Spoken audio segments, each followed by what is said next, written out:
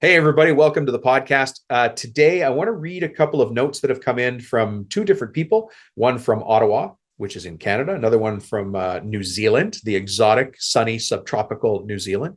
And they have to do with one of the downloads that's been available. I don't know if you guys have been listening for a while. You know that I uploaded a bunch of new free downloads.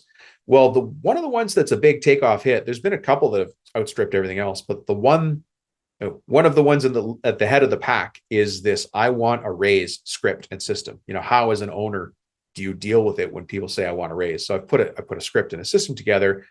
That has proven to be a very popular download. So today we're going to talk about it a little bit more.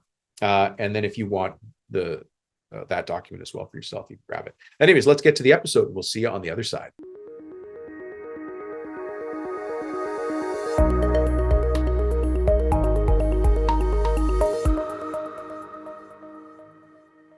Hey, everybody. I wanted to give you an update. I don't do this enough. I get emails or text messages from you. I appreciate them. I actually love seeing them. I just got off the phone with William a second ago, and he was giving me some feedback on the changes he's made in his business, but I don't really read the emails you guys send me. But I've got two messages here that I wanted to share with you, and they have to do with the script that I was sharing. You probably heard about this, the I want a raise script and system. I didn't know I was going to hit a nerve. That one is getting downloaded a lot. So here's a couple of messages I got back from people. Then I wanted to dig into it a little bit more, just so you had a chance to understand how to use this and put it in place in your business so you're ahead of the game. That's the goal here, right? You want to be ahead of the game, not behind the game. And so I've got some notes here. If you're watching this as a video, you'll see me looking down. I just want to make sure I capture some things properly for you, because I think that's important, especially for this. So I got a message from Bruce. Hey, Bruce. Bruce is in New Zealand. Bruce, you may not consider it, but we think that's very exotic. I love New Zealand, by the way. Beautiful place. I was able to backpack through there at one point during college. Bruce runs a lockout and tagout company. So it turns out he hired a father and son. So I guess I'm summarizing his email here because I don't want to read the whole thing, but he'd hired the dad and then he eventually hired the son. So here's what he says. The father is an okay employee. His son is a slacker. Haven't we heard that before? But I needed hands and bodies in trucks. He marched up to me Monday and demanded his 6-month raise. And, all of you listening have had this happen before, where at the worst possible time, somebody comes up to you and demands a raise while you're standing in front of customers, project managers, GCs. Maybe they just walk into your office, and it doesn't seem that sometimes people understand the social graces of asking, "Hey, are you busy? Can I talk to you for a second?" They just march in, and obviously people are nervous asking for a raise, and I get that. But I want to talk to you about this system to help you get ahead of it, so you don't find yourself caught off guard. Let me read you what I got here from Rupert from Ottawa. Now, Rupert does cabinets and renovations. So a lot of people that listen to this show do renovations or cabinets or renos, but he does both. Again, I'm summarizing something. We went back and forth a little bit by text here, but he went to check on a job site and he got there at lunchtime. A junior laborer he had given a compliment to the day before saw him and right in front of everybody else, while they're all sitting there having lunch, asked for a raise right in front of everybody else. And so there's two situations. One guy in Ottawa, Canada, another guy down in New Zealand, pretty much the same situation. Somebody walks up to you out of the blue and says, "Hey, I want a raise. I deserve my raise right now." And that sets you and I up for failure. Frankly, it does nothing to drive the company forward. And the best option is I'm going to look bad as a leader. And if you've ever been in that situation, you should probably grab this system. It's just a free download. Text me and I'll send it to you. So here's the situation. We've just outlined what happened to Bruce. We've just outlined what happened to Rupert. Originally, this system came about because of another company, actually an architectural millwork company that I'd been working with. This happened to them. Somebody just walked right across the floor and in front of everybody else, and probably heard this story, said, "Hey, are you feeling generous today?" to the owner. And again, it puts you back on your heels. So the problem, we've got the situation identified. Here's the problem that it makes for us. And I just want to state it, even though you feel it, even though you already know what the problem is. It catches us off guard, right? None of us like surprises. And so we don't want surprises. So I want to talk to you about getting rid of those surprises so you can get ahead of the game every single chance you get, right? The other thing it does is it sets a precedent. And so what does that mean? It means that no matter what you do in that situation, now everybody else thinks that's the way to do it. I got to catch him off guard, or I got to pull him aside, or I got to just talk to him when I see him next. And that is never the right thing to do, because how many times are you busy and running from one thing to another, and you don't have time to deal with something new and fresh that just pops in your lap? We've got enough change orders and punch lists, or snag lists, as you call them down in the UK. Those are all issues that we have to deal with already. So I don't want to set the precedent that the way to talk to me is to catch me as I'm walking through the job site, walking through the office, walking in from lunch. Those aren't the right places to talk about this. There are the right places to do it. And so we put a simple system in place to help us manage that and do it properly. The other thing is that I set myself up for failure as the owner, as the leader. Or if you're not the one taking these discussions right now, whoever is, like your general manager, your production manager, your foreman, your site supers, if they're the ones who are making the decision, you're setting them up for failure. And so we need to give them a system so that they're not caught off guard, that we're not setting a precedent, and that we're not setting them up for failure, right? I have some notes here. When I set myself up for failure, here's what happens. If I say no to this person, let's use Bruce's situation where the son's already not a great employee. He said, I hired the dad's an okay employee, but the son is worse. He called him a slacker, right? That's probably a polite way of representing it. So if he says no to this kid, he's going to call me or you know what, at best. He's going to walk away from that conversation. He's going to say, what, Dominic's a real and all that does is what? He's throwing, at the fan, and that sprays over everybody. And all because we didn't have a simple system to stop this before it ever happened again. That's the goal of this simple system. I want you to find ways to stop these problems before they ever appear, because we've got other things we need to chase that are more important. And you've heard me here talk about finding and fixing your 8 profit leaks. Well, this one comes down to the people and the systems and the operations, right? Now, the other thing that happens in the problem is that it sets me up for failure, because if I say no, he's going to, badmouth me as soon as we turn around, and it's not going to look good. If I say yes, everyone else sees that. And guess what? Now there's going to be a lineup. Well, I heard you're giving out raises, so I should ask. I've been meaning to ask anyways. So I just saw you give one to Jeremy. I'm making up the name Jeremy, by the way. I saw you gave one to Jeremy. It's my turn. I've been here 7 months. And, it's funny that people think 6 months and 7 months, suddenly they've got, journeyman status. But that's the situation. And I've just outlined the problem. Let me also outline one other thing. And I want to talk about rights and responsibilities for you and me as business. I'm a business owner just like you are. We have rights and we have responsibilities. It is my right to dictate what the raise is going to be and when that raise is going to happen. It's also my responsibility to give people raises and recognition for good work. It's my right to clearly define what it means to be a contributor on my team. It's my responsibility to clearly define what it means to be a contributor on my team.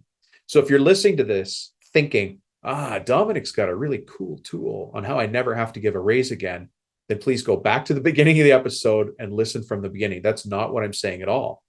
And you know this already. If you're listening to this show, if you're a forward-facing contractor, you know that having the right people pays for itself leaps and bounds. And most of the people that I've talked to here are proud to be the kind of leader that's creating jobs in the community. And as I've said before, we're putting turkeys on the table on Thanksgiving and Christmas gifts under the tree at Christmas time because of the work we bring in and the jobs we're creating that people have reliance in, right? But again, I just want to point that out. We have a combination of rights and responsibilities. Our people have rights and responsibilities as well. They have the right to know how they're being measured. They have the responsibility to meet those standards, right? So let's get into that a little bit. And again, if you want to see those standards, I've got a workbook for this. It's You guys have heard me talk about this before, but I'll repeat it. It's called the I Want to Raise system and scripts. I can't make it any more plain than that. If you want your own copy, I'll give you the cell phone number. It's a different cell, by the way. I don't know if you guys noticed, but I changed my cell phone number so that I could, we get so many of these text requests for downloads. I had to do that. So text me at this new number, 315-903-7853. And in your message, all you have to say is, I want a raise. And then we know here which document you want to download. Okay, so we got the situation. We now know the problem, right? We get caught off guard. We've set the wrong precedent. I've set myself up for failure. What do I do? So as a result of all of this happening, I want you to picture yourself, and it's probably easy to do. There you are at your loading dock, or there you are at lunch break. What's going through your head as somebody marches up to you and demands a raise? Well, even myself with my crew, when I was running a painting business, and when I was running a renovation business, even when I ran that low voltage crew of subs, when I was working for the telephone company, I'm suddenly reactive. I'm caught off guard because I'm not prepared for the conversation. And I can't rely on just being clever to get through everything, because what's going to happen is I'm going to say something wrong, or I'm going to say something the wrong way. And I want to keep my team operating at its highest capacity. My job is to understand that my people are my tools. And by the way, you know who you are if you're listening. I got that sentiment from you. Thank you very much for that. You know who you are. My people are my tools, right? So if I don't have my tools sharp, if my tools aren't working properly, that's only going to reflect badly on me. So these questions that come up out of the blue when somebody comes up and asks for a raise in front of everybody else, or even privately, if I don't deal with it right, I'm breaking down the culture in my business, because there's not a level playing field, right? I'm reactive. It's also a leadership magnifying glass. And you guys know we don't need more of that. Our team is already looking at us. What did Dom do here?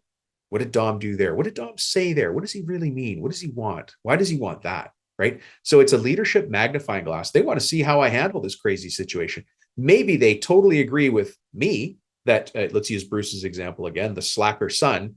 Everybody know, look, a slacker doesn't hide. There's very few places to hide in our companies, right? Everybody knows he's a slacker, but they're going to look at me and go, I wonder how he's going to deal with this. And they're only going to support me so long until they realize I'm not worth supporting. So when I start to put systems in place, when I start to remove the unknowns, I can move through those much easier. And I don't have to deal with this problem. This is not a problem that needs to exist if you put a simple system in place, a simple system you can rely on, right? There is a situation here. A 6-month laborer just called me out and exposed a broken system. I need to go fix that, because again, going back to the problem, I've set myself up for failure. If I don't have the system, or even if you listen to this show and then don't do anything about it, okay, that's fine. It's your choice. It's your decision. But at least you know there's a solution out there, and you can always come back and get the download later. It's not going to go anywhere. But here's the need for you, is to get ahead of things. Get proactive. Stop being reactive. Reactive is never a good place, right? We're limited in our choices. We're limited in our decisions. And you guys have all seen this when you go to the supplier and there's only one type of a product you need, even though it's not the ideal product, you're like, we'll make do. We'll fix it here. We'll have to do more of this or less of that, or change this. You're not in a good place. You don't have choice.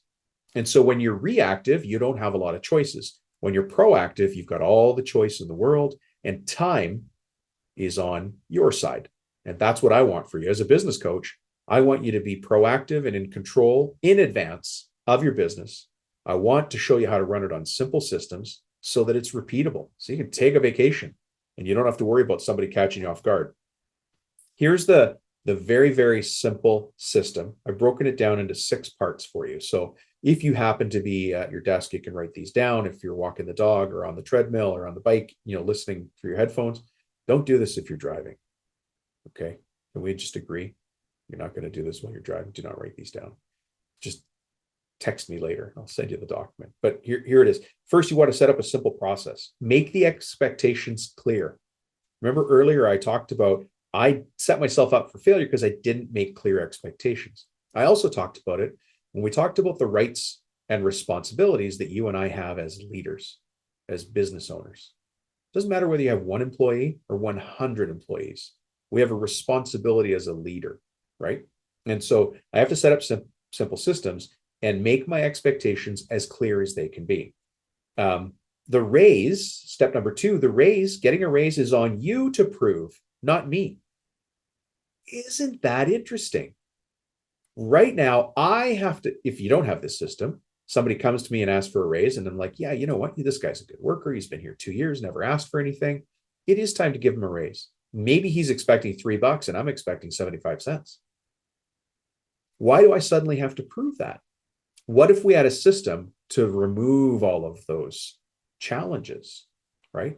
What if we got ahead of it and we were proactive so that the expectations were very clear, very, very clear? Now, some of you are saying, well, Dom, you don't understand. I've got 6 different people in my company and all 6 of them have a different job and a different job description. There's no way I could come up with a list of rules that would make any sense. And to you, I would say, well, hang on a second. You haven't seen the report yet. Or if you've downloaded it, please go back and read it again, because you'll see that the rules for operating have more to do with attitude and capacity than they do with being technically proficient at turning wrenches and swinging hammers. That's what you'll see when you download this. It's an interesting way of doing things that puts the responsibility on the person, on your employee, on your staff person, your crew, to meet the job standards. But it doesn't matter which job they have, because they all relate to attitude. They all relate to, their willingness to be part of the team. You'll see what I mean in the report. Like I said, so the raise then is on them to prove, not me. Now it's a self-test, and that self-test happens 1 time a year. You make that a rule. The self-test happens once a year. And if you want to, you can even go back and say how much a raise can be at any given time of the year. You can make it a percentage of salary to a maximum of this or that. There's lots of things you can do. And if you ever get stuck on that, I love having these conversations. Just give me a shout and we'll talk about it. There's nothing complicated here, right? So let me just repeat. Number 1, set up a simple system where you have expectations clear. Number 2, understand the raise is up to them to prove, not me. Number 3 is a self-test, and it's only going to happen once a year. That's the maximum you can do it. And that's the first time you can do it, right? The system is you fill out the report and you return it to the foreman. And then the foreman brings it to me. The foreman and I discuss it. And then the feedback to you happens after that. So nothing is instant. It goes through a process. Now, what's important about a process is you want everybody to understand that there is a process and it's not random. Because you've heard this happen before on job crews, and you might have even been part of it when you were younger and more junior. Well, that guy got a raise because he's so-and-so's cousin. He lives next door, and sometimes he walks his dog. So, of course, they love him. What? I'd hate for that to be the situation in my company. Instead, you want raises based on merit. Because when you have a situation where people are compensated and rewarded for merit, then they know that merit, accomplishing what you set out to do, is more important than your last name, than who you're friends with, and if you go to church with them or once gave their uncle a ride somewhere. All these random things come up, but in a vacuum, people make up their own stories. When you have a simple system, there's no story to make up, right? I'm just checking my notes here. There's no story to make up. Again, if you want this report, just text me, I want a raise, at 315-903-7853. Let me reach you. I think I should share some examples of what's actually in the workbook. Remember I was talking about, I want to talk about people's attitude. So here's the category headings that we're going to be showing people how to do a self-assessment in.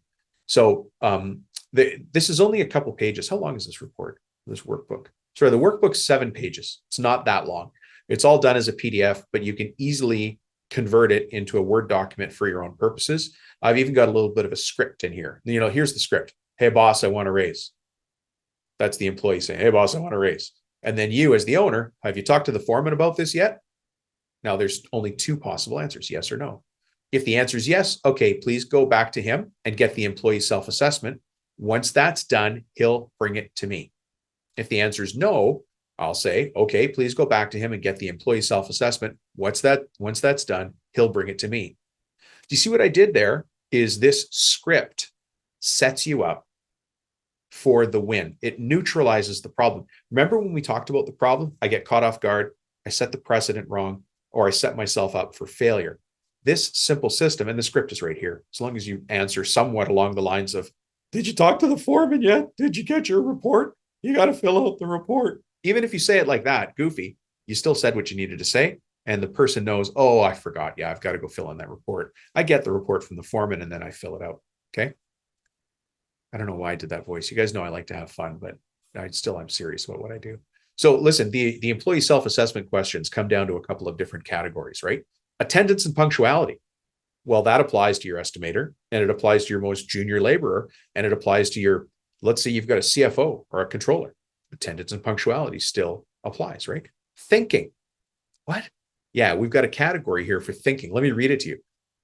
Thinking is the category that they're going to score themselves on, right? This is the self-test we're going to ask them to put themselves through. Thinking. Subtitle, finding and evaluating information to make informed decisions or how to organize my work. Now, the next line says, I am confident in my ability to A, recognize and identify problems, B, work independently to resolve issues before asking for help, C, come to the foreman or lead with solutions, not problems, D, read plans and take action according to job specs on the plans, E, organize job tasks according to priority, or F, think about producing a project I am proud of.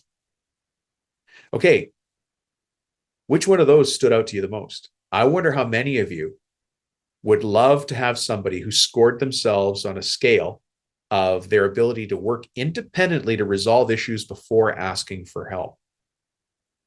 It just opens up the opportunity. Now, let's say that you set it up as a system, and the system's here. You know, we've got it set up so you do it as a score from 1 to 5, 1 being poor, 5 being strong. But you can use your own system. You can apply your own math to that. Let's say they scored themselves a 5. Fantastic, best in the world. They are excellent at working independently to resolve issues before asking help. But you look at that and you go, actually, you're a 1. Well, now we have an opportunity to say, you know, tell me about a time that you worked independently. And they'll tell me a time. And I'll say, well, one of the challenges is that I remember a time when you didn't think independently, or we often find you at the foreman's desk, or we often find you with one of the senior people asking them questions, and it really takes away from that person's ability to do their job, right? And so now, because they score themselves and hand it back to you, and you've got time to think about it, you've overcome the problem of getting caught off guard, setting the wrong precedent, and being set up for failure, right? Let's read another one. I want to see reading drawings. So here's shopping. Let's do reading drawings as an example. That's another heading. There's a bunch of different headings in here. So reading drawings is another thing they're going to score themselves on. You might have to change this if it's office staff, but for most of us, we have a lot of people on the tools. Reading drawings, understanding the specifications of a project so I can build it with pride. Hey, here's something I haven't told you yet. When I put this system in place, I can't just put it in place for myself. I've got to tell everybody. I have to have a meeting, you know, probably the toolbox talk or the Monday morning kickoff when you're talking to your crew, and you got to hand out pieces of paper to everybody and say, look, these are the ground rules for being on the team. This is how you're going to be assessed in the company. As a matter of fact, when it comes time to review your job performance, you don't have to say raise. When it comes time to review your job performance, we're going to hand you a form and we're going to let you assess yourself. It's a self-test that helps you understand how you're doing in your job. And you could tell us just by ticking a few boxes. So let me take you through the form now, folks. And they're like, oh, okay, well, that sounds interesting. Plus I could stand here and drink my coffee. Of course, I'll listen to you. And so you read through these things and you have it up on a board and everybody's got a piece in front of them, right? Oh, and you get to the reading drawings section. Here's what you'll hear. Understanding the specifications of a project so I can build it with pride. And then further says, I am confident in my ability to read blueprints, takeoffs, and job documentation to build the job properly with minimal supervision. That's now a rule in your company, that if you want to be recognized for great effort and you want to be recognized with extra compensation or extra responsibilities, you've got to be able to read blueprints, takeoffs, and job documentation to build the job properly with minimal supervision, right? It goes on to say, I'm confident in my ability to read policies and procedures when handling a problem at work.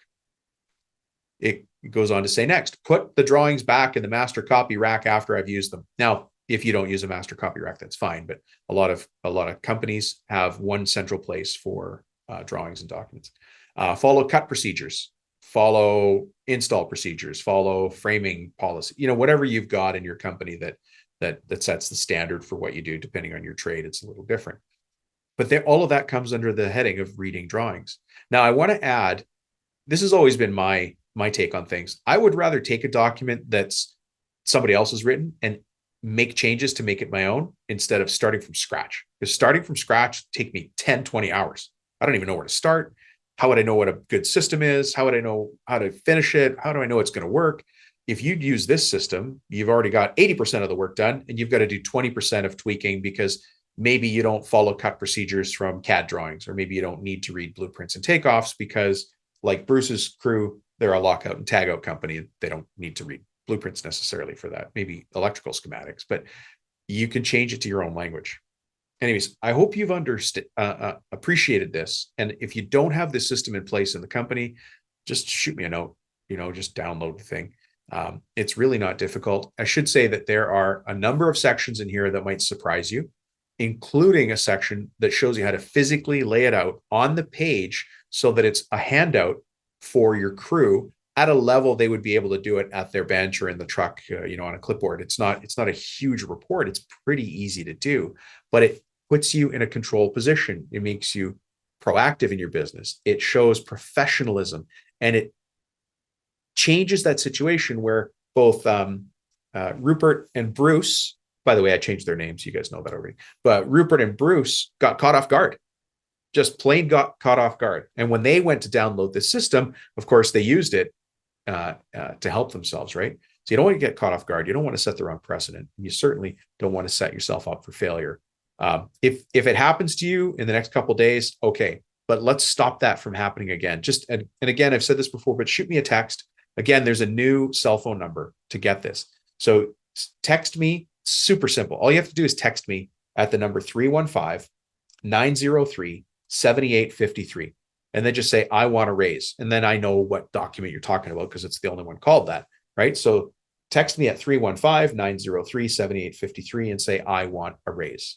And I'm not going to give you a raise, but I'm going to give you the system for dealing with the situation where people say, hey, boss, I want a raise and I want it now. And I'm not a very good worker anyway. And I want $3 an hour and I want to be vice president of something.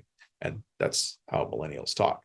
Anyways, I hope you've enjoyed this. It is really an important piece of making sure you get your people working at their maximum without undercutting all the efforts you've done of building a great culture, building a great team, having simple systems like this. It's a nice way to tie things together. And if you don't have it, why not get it? It's just a free download. Now, and I should say, once you have it, and I send you the document, download it straight to your hard drive, save it, change the file name, do whatever you need. It's yours. Once I send it to you, it's yours.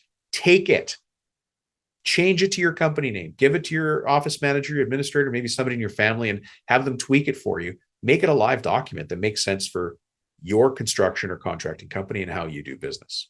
All right, folks, thanks for checking in. Well. Thank you very much for taking part in this episode. I hope you got a lot from that. I mean, the pain of understanding that situation is really only something that a business owner can understand, especially those of us in construction. And these conversations happen at the most awkward times. We're trying to do a change order with a customer. We're having a tough conversation with a PM about a job that's going over budget, or they're complaining that we did something wrong on the commercial side, and it was really another sub-trade. And that's when Jeremy comes up and asks for a raise. Anybody out there named Jeremy, I'm just talking about other Jeremys, not you. Anyways, I hope you enjoyed that, and I hope you got a lot from it. If you have found yourself in that situation, you're simply not alone. I mean, we just heard from two different parts of the world, Bruce in New Zealand and Rupert in Ottawa, Canada. Couldn't be further apart, but the same situation happened. And then originally, when you've heard this from me before, was another shop somewhere else, right? So these things happen. It's happened to me in all of my companies. And if it's happening in all these places, I'm pretty sure it's happening for you as well. Anyways, just one more time, just shoot me a text if you want the document. It's pretty easy download. What did I say? It's 7 pages, not that big. The cell phone number to text to ask for the document is 315-903-7853, and just say, Dom, I want a raise, and then I'll send you the document.